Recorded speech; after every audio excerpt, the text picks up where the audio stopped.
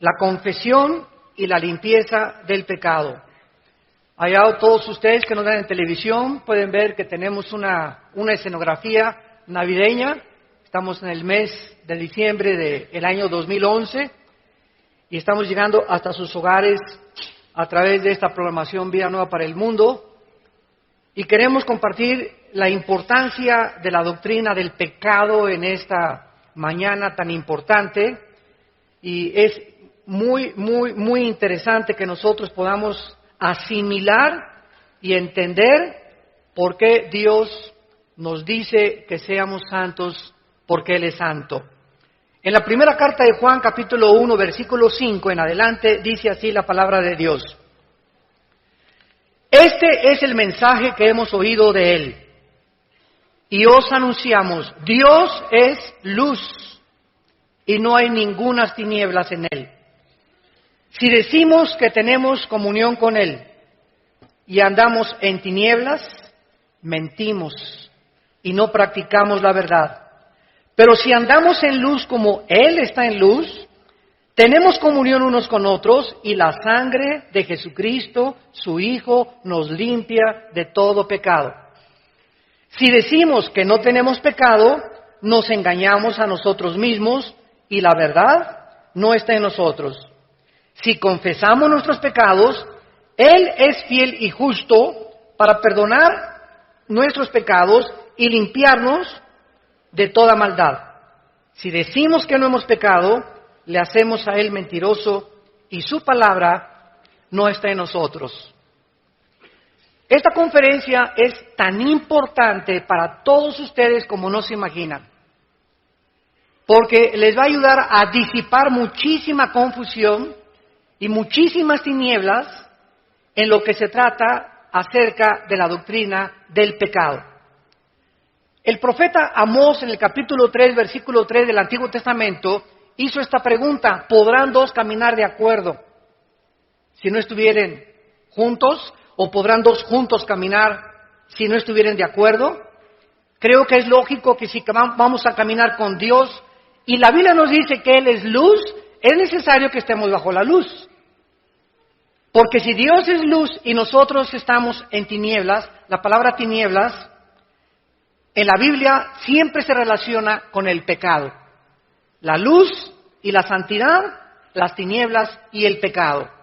Entonces, si Dios es luz, tenemos que caminar, acercarnos a la luz y estar bajo la luz para que Él pueda darnos dirección. En el momento que pecamos, nos salimos del camino de la luz y nos vamos por el camino de las tinieblas y podemos decir que somos cristianos. Podemos decir que venimos a la iglesia el domingo. Pero si nosotros no estamos caminando en la luz con Dios, nuestra vida no tiene dirección, no tiene propósito, no tiene sentido. Hay confusión, hay tristeza, hay amargura, no sabes a dónde vas, haces compras que te arrepientes después, tomas decisiones que te lamentas después. ¿Por qué? Porque las hiciste bajo las tinieblas y no las hiciste bajo la luz. Entonces, ¿cómo es posible que un Dios santo, como lo revela la Biblia, pueda tener comunión con nosotros que somos pecadores? ¿Cómo puede un Dios infinitamente santo tener comunión con seres humanos como nosotros? La Biblia nos ofrece la respuesta y vamos a comenzar a estudiar y a entender la doctrina del pecado.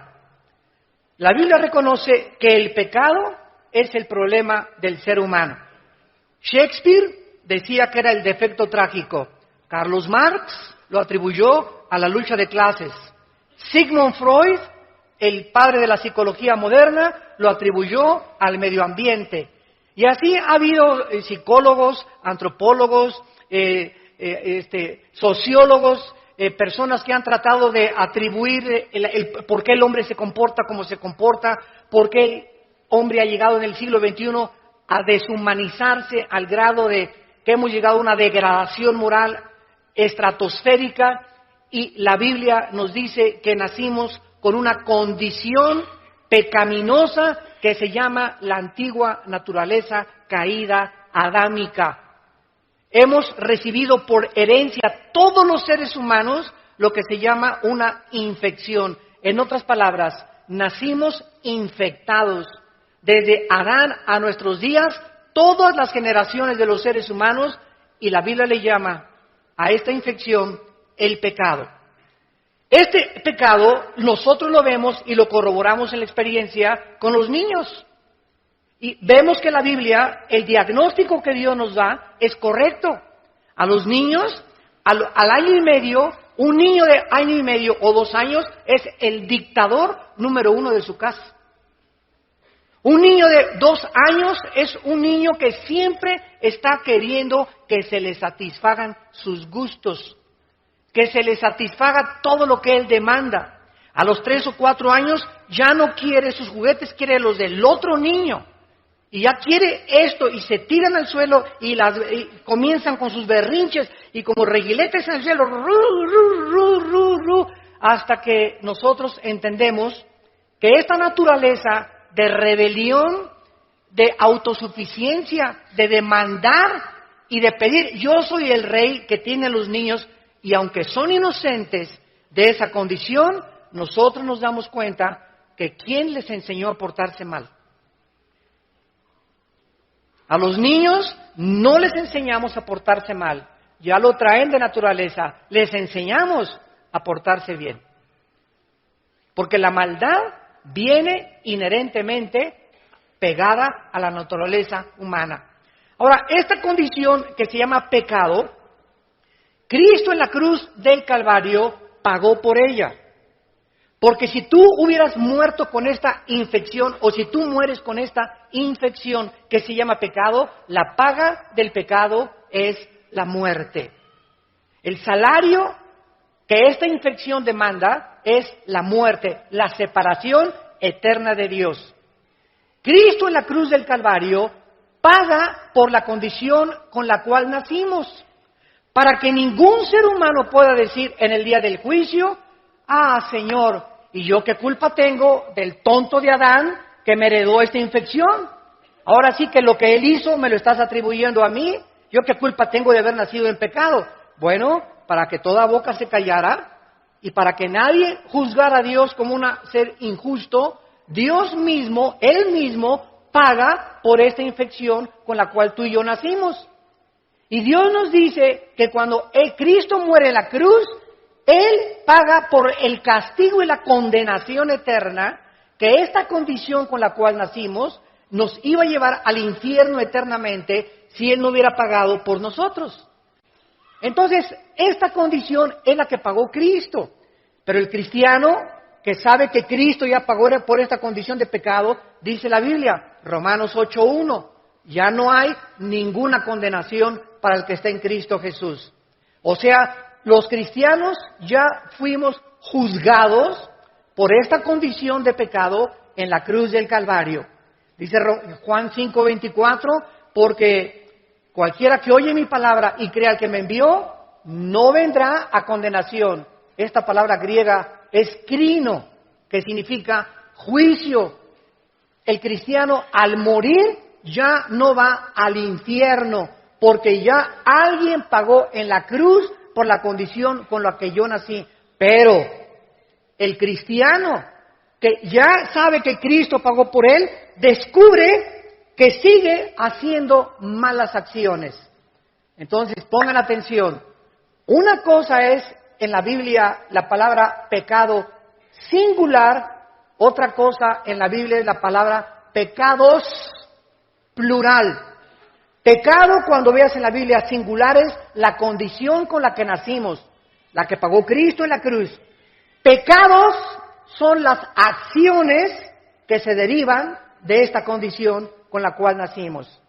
Entonces, aunque tú te hubieras portado mejor que San Anselmo y que Santa Rita de Casia, y que al morir se descubriera que nunca rompiste ni un plato, y que jamás le hiciste ninguna grosería a nadie, cosa que es imposible, ¿verdad? Desde luego, me estoy yendo al extremo. Si tú mueres, aunque no le haya hecho mal a nadie, te condenas al infierno.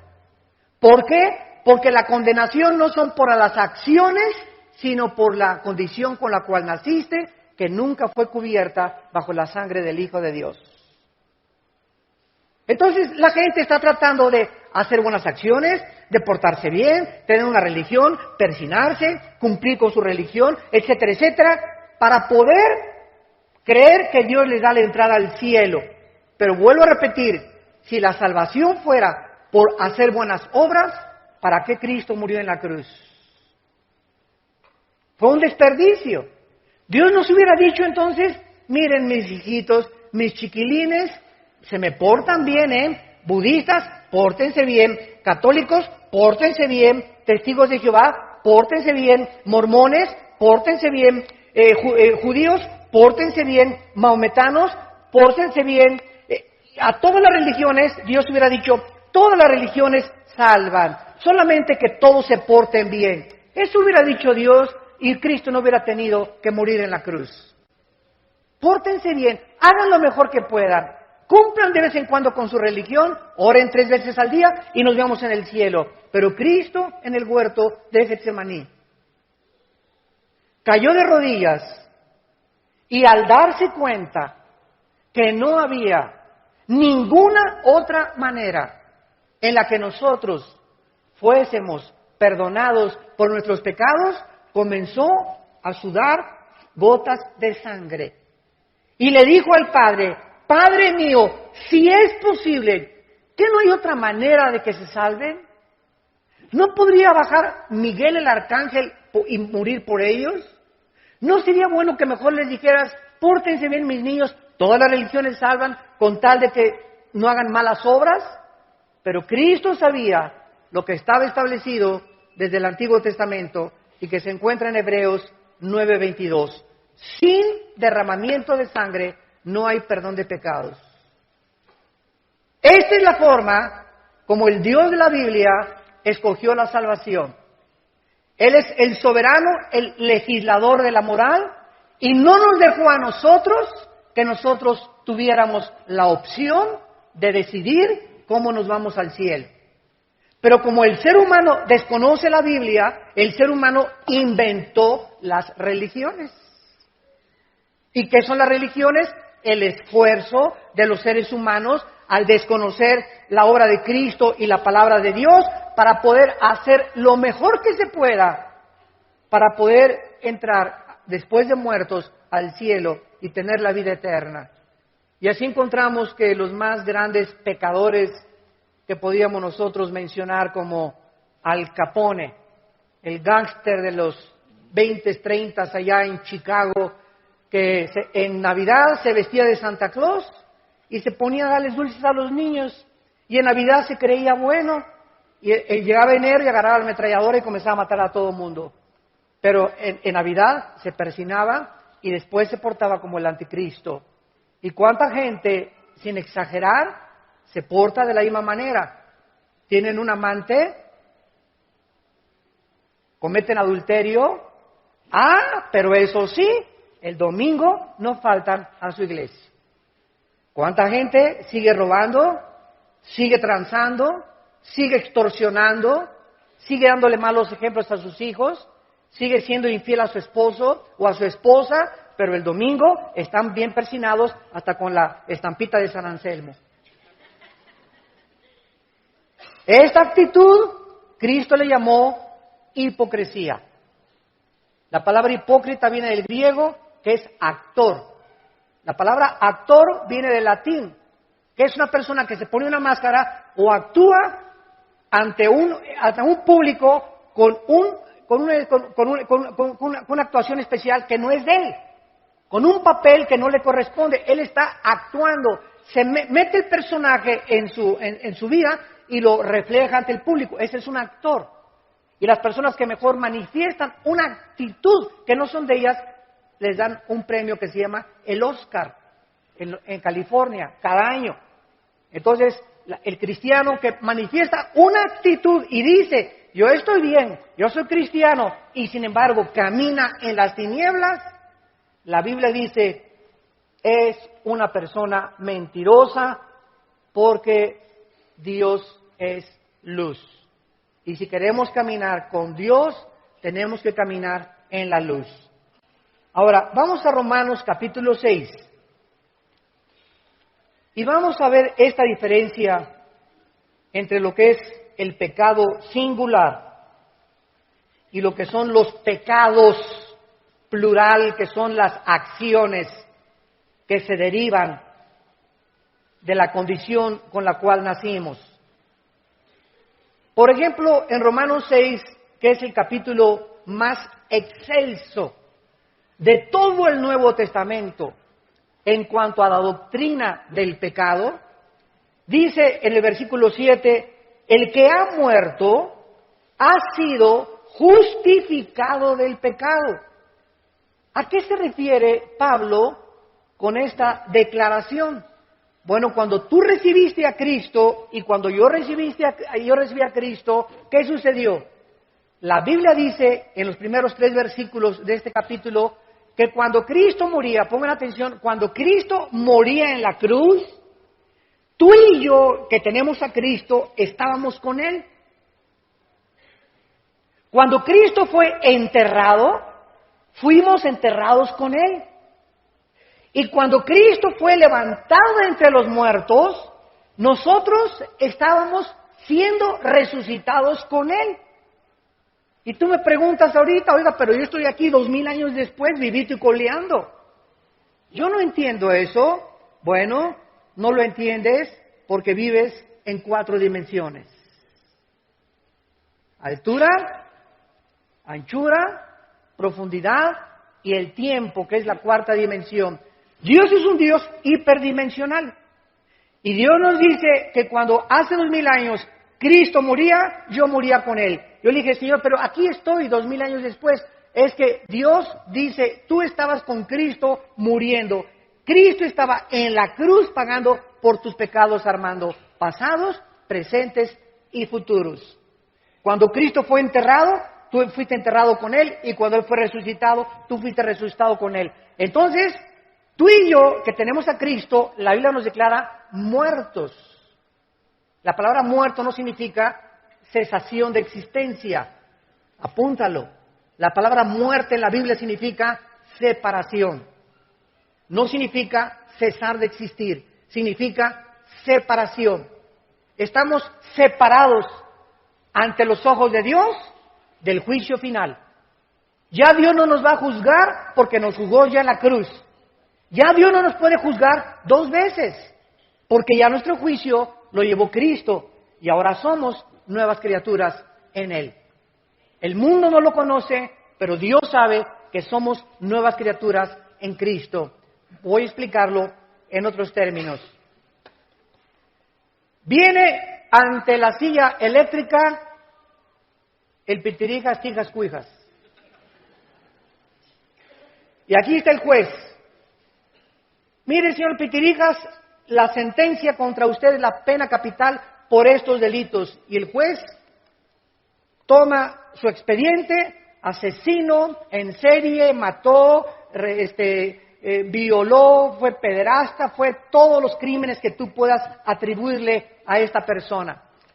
Esto es lo que dice el expediente y el juez, el jurado, dicta que el Pitirijas es culpable. Entonces, el Pitirijas lo sientan en la silla eléctrica y se ejecuta la sentencia de la pena de muerte sobre el Pitirijas.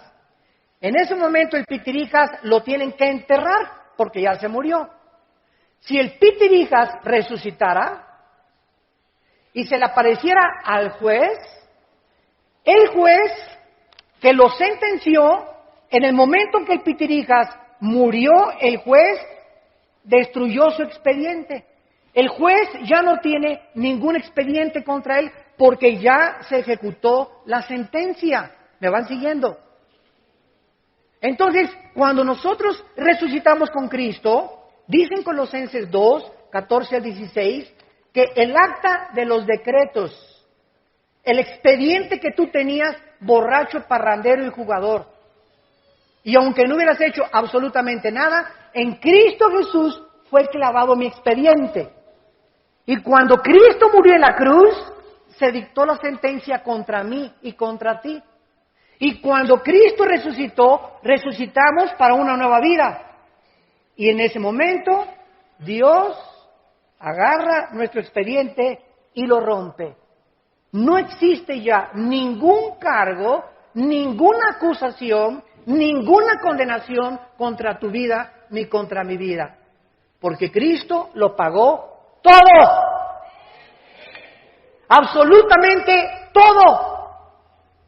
Y ya no tengo que acordarme de lo que hice hace 5 años, de lo que hice hace 10 años, de lo que hice antes de que fuera cristiano, los 10 abortos que tuviste, mataste a 30 personas. No importa que tus pecados hayan sido tan negros como el carbón, la sangre de Cristo los limpió eternamente.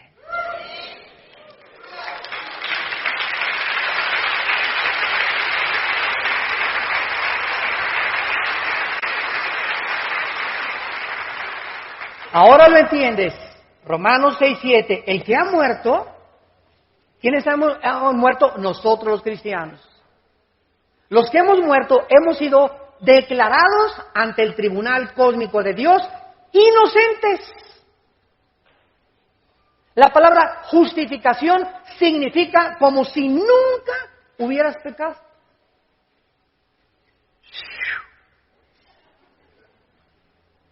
El ladrón junto a la cruz volteó y le dijo: Señor, acuérdate de mí cuando vengas en tu reino.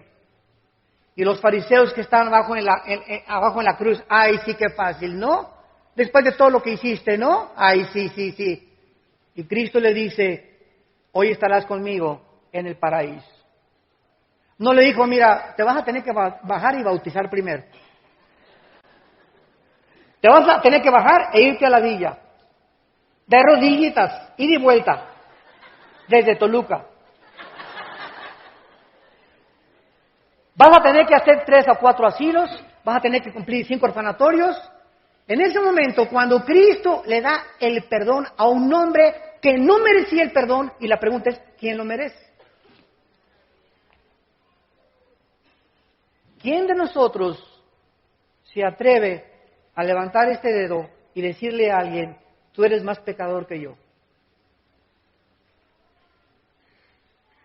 Cuidado de ser un fariseo, porque fue lo que hicieron los fariseos en los tiempos de Cristo. Agarraron a una mujer: ven para acá, de las greñas, venga para acá, ahí échese. Señor, la ley dice que el adulterio es sentenciado a pena capital. ¿Tú qué dices? Y la pregunta es: ¿y el fulano con el que estaba? No, para que haya adulterio tienen que ser 2, ¿no? ¿Por qué ella? El machismo todavía que existía en el Medio Oriente y que existe todavía. A él no le hicieron nada, ¿verdad? Se fue hasta Acapulco de vacaciones. La ley dice que la muerte es a pedradas por adulterio. Cristo no hizo nada. Se inclinó en la tierra, Juan capítulo 8, y comenzó a escribir en la tierra. Y tal vez comenzó a escribir: no robarás, no perjurarás, no levantarás falso testimonio contra tu prójimo. Y los fariseos, cuando comenzaron a darse cuenta de que estaba Cristo escribiendo tal vez otros pecados que no eran el de adulterio, pero que eran pecados que podían también condenarlos, dijo Cristo: el que crea que no tiene ningún pecado, agarre la primera piedra y aviéntesela a la mujer. Y dice la Biblia que acusándolos su conciencia, uno por uno, desde el más pequeño hasta el más grande, se retiraron y no se atrevieron a matarla a pedradas. Y eso es lo que nos dice Dios a través de los siglos: el que esté libre del pecado sea capaz de arrojar la primera piedra. Nunca digas: es que esa es una prostituta, es que ese es un drogadicto, es que esa persona no merece el perdón. ¿Sabes una cosa? Tú y yo no merecíamos tampoco el perdón, y por la gracia hemos sido perdonados. ¿Sabes qué significa esto? Que si nosotros ahora que somos cristianos estamos dispuestos a condenar a alguien, es que usted no conoce a mi cuñado, pastor, y usted no sabe que estas personas, ¿sabes una cosa? Es que tú no eras una perita en dulce tampoco. Tú no eras una persona, ¿verdad?, que podría decirse que te ibas a ir al cielo. aunque no eras prostituta, ni borracho, parrandero, ni jugador, y te creas más bueno que otra persona, merecías tú también el juicio. Y Dios tuvo misericordia y nos perdonó, nos resucitó con Cristo. El acta de los decretos ha sido rota y dice la Biblia, nunca me acordaré jamás de tus pecados. Bueno, hemos visto la primera parte, de qué forma Dios se ocupó de la condición con la cual nacimos. Ahora bien, ya somos cristianos. Regresamos a Primera de Juan. Y descubrimos, ya siendo cristianos,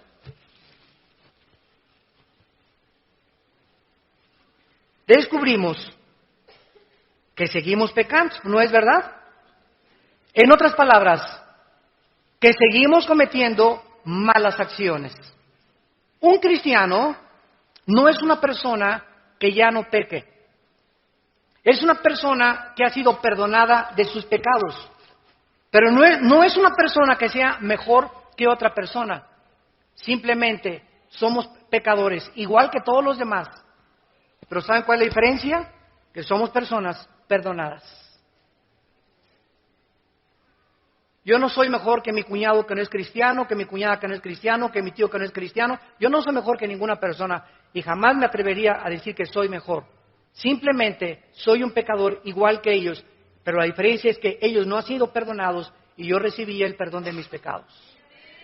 Por lo cual vivo humillado, por lo cual vivo ahora con compasión, porque al igual que mi familia que no tiene a Cristo y a mis amigos que no tienen a Cristo, así vivía yo. Y ahora tengo compasión en mi vida para orar por ellos y que ellos puedan alcanzar la gracia que yo alcancé. ¿Me van siguiendo? Dice la Biblia en Primera de Juan, capítulo 1, en nuestro pasaje, versículo 6, si decimos que tenemos comunión con Él y andamos en tinieblas, mentimos y no practicamos la verdad. Pero si andamos en luz, como Él está en luz, tenemos comunión unos con otros y la sangre de Cristo nos limpia de todo pecado. Vean esto con atención. Aquí está la luz, aquí están las tinieblas. Muy bien, cuando venimos a Cristo, pasamos del reino de las tinieblas, somos trasladados, Gálatas 1, al reino de la luz. Ya estoy bajo la luz, bajo la gracia y la misericordia de Dios. Ahora Dios me dice, Armando, tu salvación ya no la puedes perder. ¿Por qué? Porque te la regalé.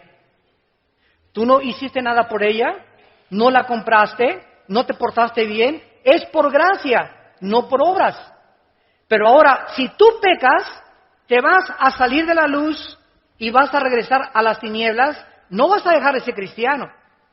Pero puedes regresar a las tinieblas y cuando estés en las tinieblas, cuando en tu vida haya pecado no confesado, el primer síntoma es que no te vas a poder relacionar ya con tus hermanos. Porque solamente estando en la luz podemos tener comunión. Si tú no te llevas con alguien, es porque tú estás en la luz y esa persona no está en la luz.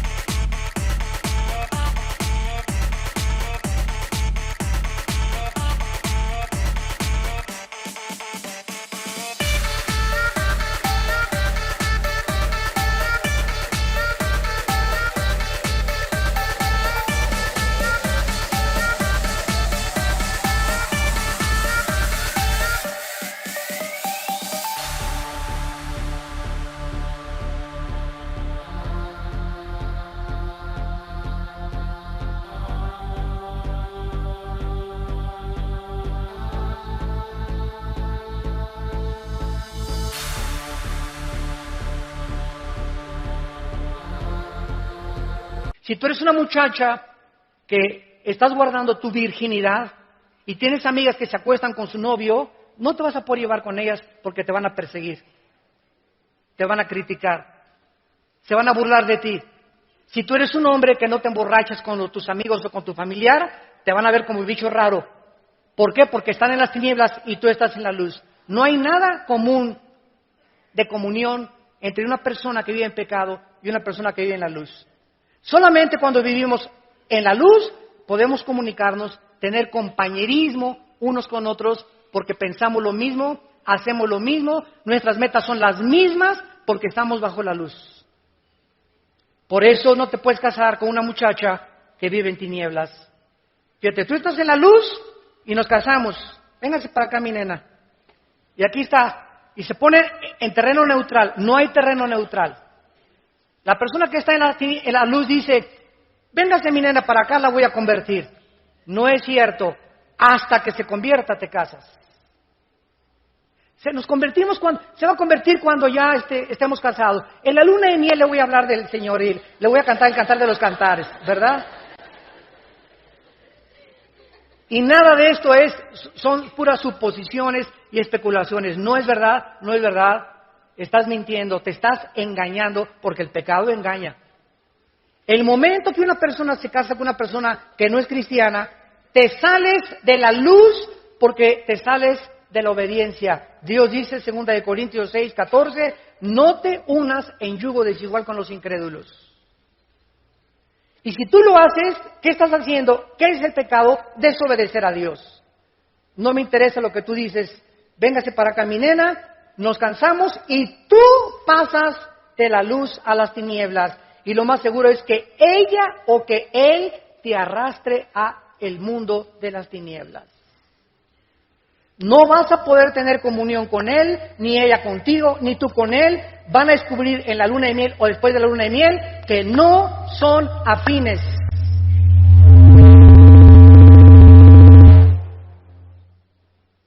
Que no pueden caminar juntos porque no están de acuerdo. Y el que es cristiano sufre 5 veces más porque sabe que es cristiano y porque sabe que cometió pecado. Y ahora, ¿cómo le hago para jalármela? O para jalarlo. Y ahí pagas años de lágrimas y de sufrimiento por haber desobedecido los mandamientos de Dios. ¿Qué comunión hay entre la luz y las tinieblas? Ninguna. Por eso me acuerdo cuando nos acabamos de convertir nosotros y íbamos a la casa de nuestra familia a pasar la Navidad y la mayor parte de nuestra familia no eran cristianos y todos con el tequila y borrachos y por acá y groserías. Y te comienzas a sentir mal en ese medio ambiente. Te sientes mal. ¿Por qué? Porque ya tu naturaleza es santa. No es que seamos mejores, simplemente nos sentimos que ofendemos a la persona que traemos dentro, que es a Jesús.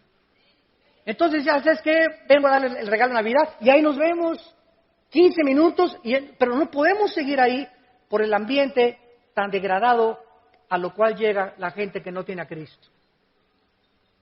Y esta es la razón por la cual ellos, dice la Biblia, nos van a perseguir, nos van a odiar tu familia, tus amigos, tus compañeros de oficina, porque ellos quieren que tú hagas lo que ellos hacen. Y la gente no soporta que nadie sea diferente a ellos.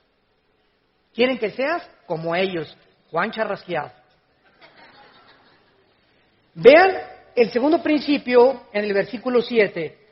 Ya vimos, si andamos en luz, como Él está en luz, tenemos comunión. La comunión es bajo la luz. No hay otra forma de tener comunión más que bajo la luz. Hermano, pero mi esposa, los dos somos cristianos y ella anda mal. Por eso los pleitos y todo, porque ella anda mal. Ahora, tú no la vas a cambiar. Ora por ella, síguela amando. Déjasela a Dios. Hermano, mi esposo es cristiano, pero él anda mal. Precisamente porque anda mal, ya no hay comunión entre ustedes. Ya hay chispas y no se arreglan los problemas, y rencores, y odios, y gritos, y sombrerazos en el hogar, a pesar de que son un matrimonio cristiano. La esposa se da cuenta que él está mal, a sombrerazos no lo vas a cambiar. Híncate, síguelo amando a tu esposo y ora por él. Esta es la forma en la que nosotros traemos al que se ha bajado del barco para volverlo a subir al barco otra vez, mandándole el salvavidas de la gracia de Dios, orando por su alma y diciéndole: Señor, ten misericordia de mi esposo. Yo lo sigo amando, yo lo sigo amando, pero tú eres el único que lo puedes cambiar o que la puedes cambiar. A menos que haya adulterio, ¿verdad? Que es la única justificación y abandono de hogar para que haya divorcio. Dice el versículo 7 que cuando andamos en luz, como Dios es luz, tenemos comunión, y vean esto con lupa y con microscopio. Y la sangre de Jesucristo, su Hijo, nos limpia de todo pecado. Vean esto con cuidado. Aquí está la luz, aquí está Dios. Aquí están las personas en tinieblas. La sangre de Cristo tiene efectividad bajo la luz, no bajo las tinieblas. En otras palabras, si yo estoy en tinieblas y confieso mi pecado: Padre, perdona mis pecados, ya no estoy pidiendo que me perdone mi salvación, porque ya soy salvo, la salvación no la puedo perder. Estoy pidiendo perdón para mantener mi comunión con Dios. El cristiano que peca no pierde la salvación, pierde su comunión. Nos separamos de Dios en comunión. Dios no oye mis oraciones, Dios me va a disciplinar, Hebreos 12, porque Dios al que ama disciplina, y me va a dar duro con el cuero, y voy a sentirme triste y miserable, porque Dios no puede tener comunión conmigo, y Él anhela que yo regrese. Me ama tanto, y el Espíritu me ama tan celosamente, que Dios quiere, que prefiere Dios aquí, cuando estoy aquí, dejarme aquí manco o cojo, o mandarme a la cárcel, o mandarme una enfermedad gravísima, algo que me conmueva y me sacuda las fibras más íntimas de mi ser para hacerme regresar con Él. Hace mucho tiempo había una ovejita en un corral que se brincaba cada semana las trancas. Y el pastor, a la tercera vez que la oveja se brincó las trancas, le cayó gorda ya. Digo, ¿sabes una cosa? Esta oveja no va a entender.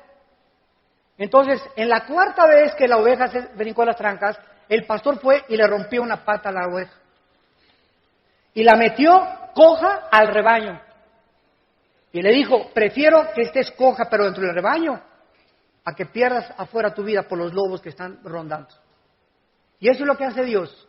Cuando estamos brincándonos sus leyes e insistiendo en que podemos pecar libremente sin que Él nos castigue, Dios va a mandar un juicio muy grande sobre tu vida.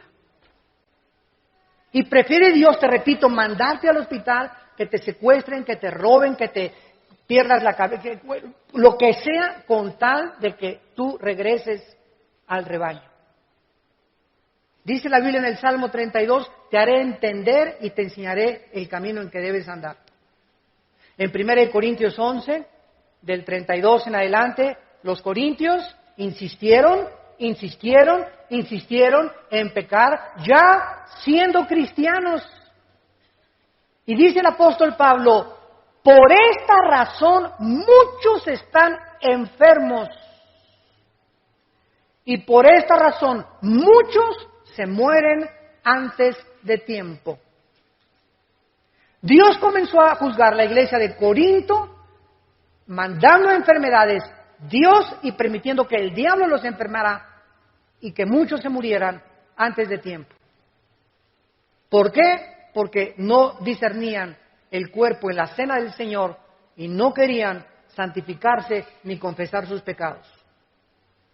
Entonces, si yo estoy aquí en tinieblas y estoy pecando, no le puedo decir: padre, bueno, soy adúltero, ¿verdad? Y me fui con mi secretaria.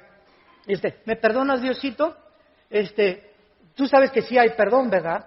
Pero ¿sabes una cosa? El perdón es hasta que estás en la luz. Porque si estás aquí, me perdonas, pero ¿me la dejas seguir teniendo de secretaria? Te pido perdón por la pornografía, Señor, pero ¿Ok? En el momento en el que tú le pides perdón aquí en las tinieblas, Padre, pecado, he hecho lo malo ante ti, he adulterado, tengo pornografía, me he emborrachado, lo que haya sido, hasta que Dios vea que tú tomas un paso de acción. Señorita, por favor, aquí está su liquidación. Mi esposa, yo no la quiere aquí de secretaria. Vas con la pornografía, hoy mismo en la noche a tu casa, rompes esos videos, los sacas de la llanta de refacción que los tienes escondidos ahí en tu coche, y los quemas, y cuando Dios ve que damos el paso del arrepentimiento, inmediatamente el arrepentimiento sincero nos lleva otra vez a la luz. Y ahí la sangre de Cristo nos vuelve a lavar de todo pecado. Es en la luz donde la sangre tiene efectividad. ¿Y qué dice el versículo 9? Si confesamos nuestros pecados, es todo. ¿Qué significa confesar? Es una palabra griega que significa ponerte de acuerdo con alguien de algo que hayas hecho. Antes de ser cristiano, lo único que dijimos fue, Señor, soy pecador. No le dije todos mis pecados a Dios para salvarme, o tú sí. En el desayuno ayer, ¿verdad? Mucha gente, Padre, reconozco que he pecado, es todo, he pecado. Y viene la salvación y viene la gracia. Pero ya siendo cristianos, tenemos que hacer de la confesión un hábito. De cada vez que yo hago malo, ¿qué le digo a Dios?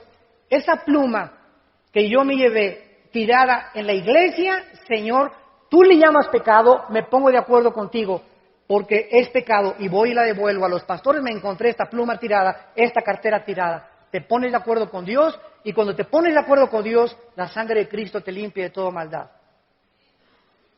Hace algunos meses, les cuento este detalle rápidamente, iba saliendo yo del aeropuerto de Dallas, ya venía yo para México, y me eché en reversa y le hice una bolladurita muy pequeña a un carro que estaba atrás de mí, en el estacionamiento. No había nadie me estaba viendo. Y dije, pues, se lo pague su abuelita. Se los digo sinceramente, ¿no? Así somos de tremendos, ¿verdad? En ese momento no andaba muy espiritual yo. Y iba saliendo del estacionamiento, y así fue una cosa tan increíble lo que me sucedió, que vino a mi mente, si eres fiel en lo poco, en lo mucho lo serás. Y si eres infiel en lo poco, en lo mucho lo serás. Y en ese momento Dios me dijo, ¿qué prefieres? ¿Tener tu conciencia limpia de mí o llegar tarde a México? Y me eché en reversa, saqué una tarjeta mía, personal, se la puse en el parabrisas y le puse mi teléfono. Le dije, por favor, cheque su defensa, tiene una bolladura, háblenme por teléfono, estoy dispuesto a pagarle su compostura. Bueno, yo regresé el lunes o el martes a Dallas y me habla por teléfono, esta persona era una viejita. Y me dice, ¿quién es usted? Y le digo, soy fulano de tal.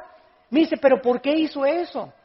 Y le dije, porque creo que es lo menos que puedo hacer siendo cristiano. Ah, usted es cristiano, con razón, me dice. Y le digo, ¿por qué? Me dice, porque fíjese que se lo platiqué a mi hijo. Y mi hijo dijo, solamente un loco podía hacer eso. Me llamó loco. Y le dije, ¿sabe una cosa? Es que Cristo, para la gente somos locos, pero sabe una cosa, usted puede también tener esta salvación que Dios me ha dado a mí hace 30 años, hace 35 años me salvó el Señor, y Cristo puede hacer lo mismo para usted. Bueno, total de que esa señora, ¿verdad? La mandé a una iglesia, ella cristiana, era mormona, se fue a otro lado, pero son detalles que Dios me ha puesto profundamente en mi corazón. Los pequeños detalles en que eres infiel, por ejemplo, aventar una cáscara de plátano por la ventana, o aventar una basura, ¿no? Etcétera, etcétera. Son cosas en las que haces inconscientemente, pero son cosas que haces y eres infiel. Y si eres infiel en eso, eres infiel en lo demás también. Hoy en la mañana, por ejemplo, yo venía por acá por el libramiento y alguien me dice que me pasé un alto. Venía y me han hecho la raya, ni el semáforo vi. Y ahora que me llamaron la atención, le dije a Dios, perdona mi irresponsabilidad por querer llegar temprano a la iglesia, ni vi el semáforo, yo no sabía dónde estaba, pero como hay libramiento, ¿verdad? Órale. Y como ya casi no conozco los semáforos aquí en Toluca, ¿no? Pero le pedí perdón a Dios. ¿Por qué? Porque es una irresponsabilidad. Son detalles que consideramos insignificantes, pero tienen importancia para Dios. Porque Dios se fija en los pequeños detalles. Pero si confesamos, si nos ponemos de acuerdo, Padre, lo que hice yo hoy en la mañana y pasarme ese alto es un pecado ante tus ojos, la sangre de Cristo nos limpia de todo pecado. Ahora, ¿qué pasa cuando un cristiano no confiesa sus pecados? ¿Qué pasa cuando estás aquí? Entonces, ¿sabes lo que pasa? Se te amontonan 1, 2, 3 y 4. Un pecado da pie siempre a otro pecado. Nunca se queda ahí estático. El pecado crece. Es como el cáncer exactamente. El cáncer que es detectado a tiempo no se vuelve metástasis, porque se puede extraer la matriz o los pólipos cancerígenos o las células y te puede salvar. Pero si te descuidas, crece el cáncer, se vuelve metástasis y ya no hay, desgraciadamente, solución. Es igualito el pecado. El pecado que a tiempo lo confiesas, ¿qué estás haciendo? Sensibilizándote al pecado para cada día pecar menos. Creo que ahora que regresamos del seminario de matrimonios de Acapulco, todos venían en el camión persinándose, ¿verdad? Reconocieron cuánto habían ofendido a su esposa. Otros reconocieron cuánto habían ofendido a su esposo, qué mal estaba su matrimonio, cómo han olvidado sus devocionales juntos, cómo han dejado de orar juntos. Y ahí Dios, para eso son los seminarios, para sensibilizar nuestra conciencia, hacernos reflexionar y regresar al camino de la luz. En el Salmo 19, el rey David, al darse cuenta lo sensible que debía ser al pecado y queriendo mantenerse como un varón conforme al corazón de Dios, le dijo en el Salmo 19, versículo 12 y 13. Dice David en el Salmo 19, 12, y le hace una pregunta a Dios: ¿quién podrá entender sus propios errores?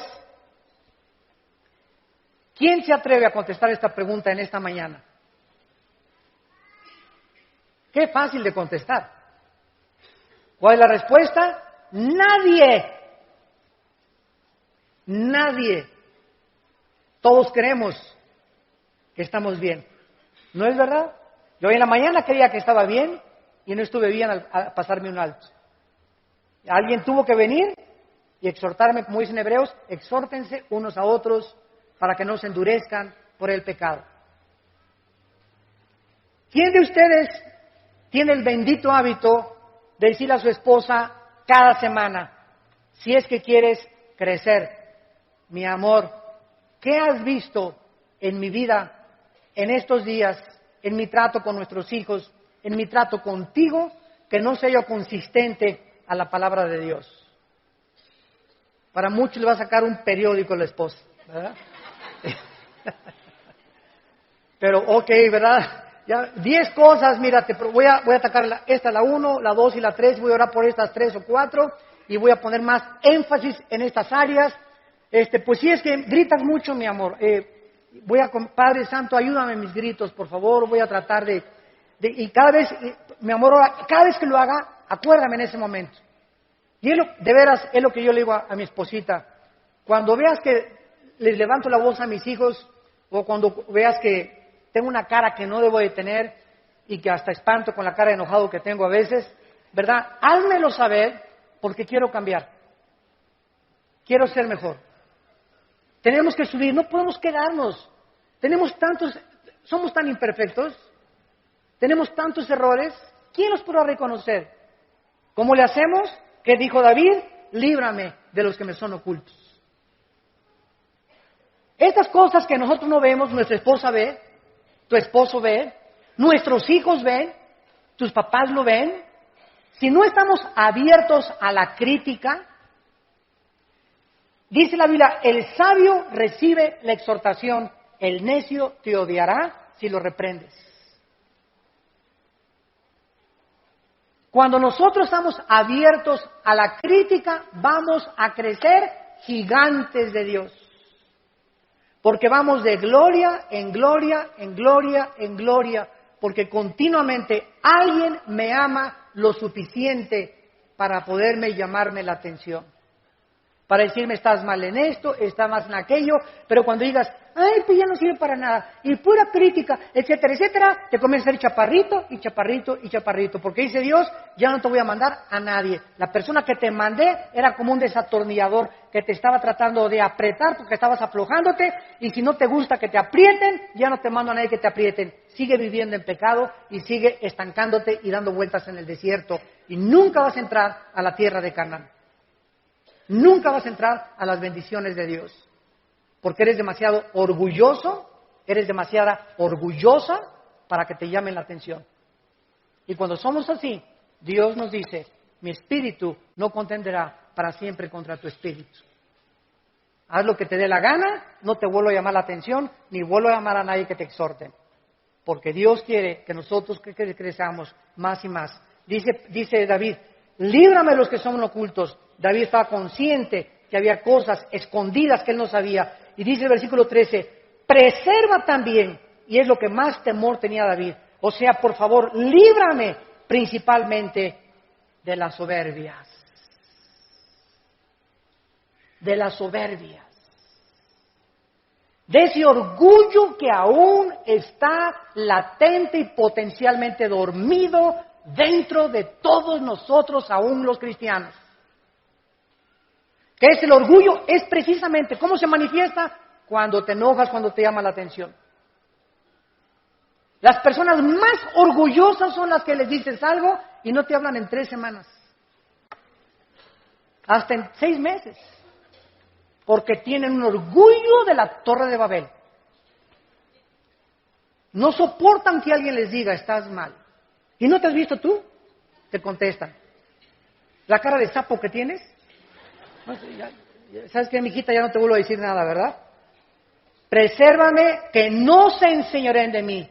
Cuando el orgullo comienza a crecer desapercibidamente en nuestra vida, comienza a gobernarnos. Y nos convertimos, escúchenme, para terminar, en orgullosamente humildes. Orgullosamente humildes. Porque nos creemos humildes orgullosamente. Estoy orgulloso de mi humildad.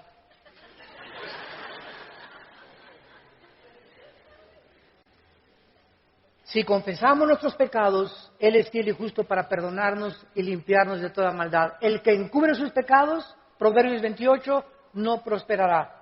Mas el que los confiesa y se aparta, alcanzará misericordia. ¿No quisieran muchos de ustedes en esta mañana, en la que la Biblia, a través del Espíritu Santo, los ha ido convenciendo a cada uno de ustedes y a mí también, de nuestros pecados, de nuestros errores, de nuestras imperfecciones? ¿No quisieras en esta mañana ponerte a cuentas con Dios, confesarle tus pecados y salir por esa puerta con una paz que sobrepasa entendimiento y con la seguridad de que hemos sido lavados con la sangre de Cristo? Oremos. Gracias, Señor, por tu preciosa palabra. Gracias, Señor, por haber llevado nuestro juicio en la cruz y haber pagado por nuestra condenación eterna. Pero hemos comprendido que aún siendo cristianos y siendo nuevas criaturas, ahora nuestros pecados ya no nos hacen perder la obra que tú hiciste en la cruz, porque esta obra fue completa y terminada, consumada por la muerte de tu Hijo. Pero los pecados que cometemos, ya siendo cristianos, nos rompe nuestra comunión contigo. Nos separamos de ti. Y ya tú no tienes la oportunidad de dirigir nuestras vidas, de alumbrar nuestro camino. Leemos la Biblia y no la entendemos. nos llenamos de irritabilidad, el odio comienza a llenar nuestro corazón y la falta de perdón, la envidia y el comenzar a creernos superiores a los demás. Viene la arrogancia intelectual y espiritual y comenzamos a alejarnos más y más de aquel que dio su vida en una cruz para que vivamos en la luz. En este momento, ahí desde tu lugar, examina tu conciencia y pídele perdón. Menciona, no le digas, perdona todos mis pecados. Eso lo hicimos en la salvación. Ahora Dios quiere que los confesemos uno por uno, para que te sensibilices y digas, esto que hice, tú le llamas pecado. La deuda que tengo, y que me he hecho tonto en no pagar esa deuda, y a esa persona que le debo dinero, es pecado. Y ahora, Señor, le voy a abonar 50 pesos a la semana, y voy a tratar de reparar el daño que le he hecho a mi esposa, las mentiras que le he dado a mis hijos, a mis padres. Pídele al Espíritu Santo que te examine. Él conoce tu vida, pero esos pecados ya no los guardes en tu corazón. Sácalos, porque te están destruyendo. Esos pecados están acortando tu vida. Esos pecados te están envenenando. Porque solo la santidad nos puede ayudar a vivir una vida abundante, llena de sentido y de propósito para Dios. Padre, confesamos nuestros pecados y te damos gracias por la sangre de Cristo que nos limpia de todo pecado. Y con esta misma actitud, si alguno de ustedes aún no ha recibido a Cristo en su vida como su Salvador y como su Señor, hazlo en este momento, en que tu alma está tan preparada por el Espíritu Santo, y dile ahí desde tu lugar, mi Señor y mi Dios, he pecado contra ti, contra el cielo, ya no soy digno que tú me recibas, pero por la sangre de Cristo, por lo que Él hizo en la cruz, perdóname, lávame completamente de toda mi vida pasada, transforma mi carácter, transfórmame en una criatura nueva, dame la vida eterna y el poder de vivir para ti, porque creo que en la cruz Cristo pagó por mis pecados y resucitó de los muertos a los 3 días, en el nombre de Jesús.